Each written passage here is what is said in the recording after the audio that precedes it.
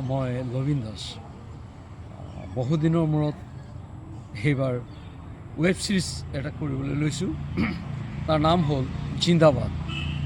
এই জিন্দাবাদৰ জৰিয়তে আমাৰ সমাজৰ আমাৰ যি কুসংস্কাৰ, এই কুসংস্কাৰ দূৰীকৰণৰ এটা চেষ্টা চলাইছোঁ আৰু ভাল লাগিছে।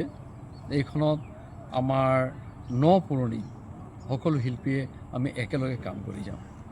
এতিয়া এনেকুৱাও চিন্তা কৰিছোঁ আমি যে নতুন প্ৰতিভা যিবিলাক উঠি আহিছে তেওঁলোকক যিমান পাৰোঁ আমি আগুৱাই লৈ যোৱাটো আমাৰ কৰ্তব্য বুলিয়ে ভাবোঁ। আৰু সেইকাৰণে আপোনালোকে এইবাৰ বহুত শিল্পীক আপোনালোকে লগ পাব আৰু সেই শিল্পীসকলে আমাক যোগাযোগ কৰি আছে।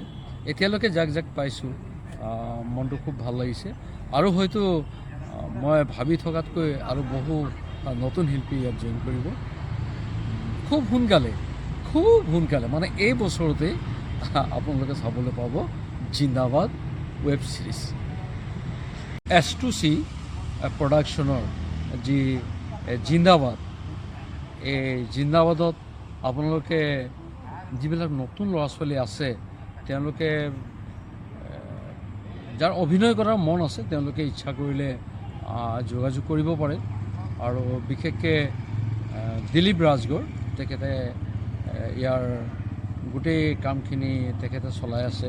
লগতে আছে আমাৰ শ্ৰীকান্ত মাহাতো আমাৰ সোণাৰীৰ, আৰু লগতে আমাৰ ৰাজীৱ বাহনী আৰু আছে ৰমেশ তাঁতীৰ কাহিনী।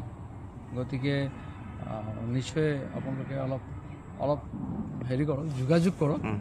আৰু ৰাজীৱ বাহনীয়ে পৰিচালনা কৰিছিল এই ছিৰিজটো।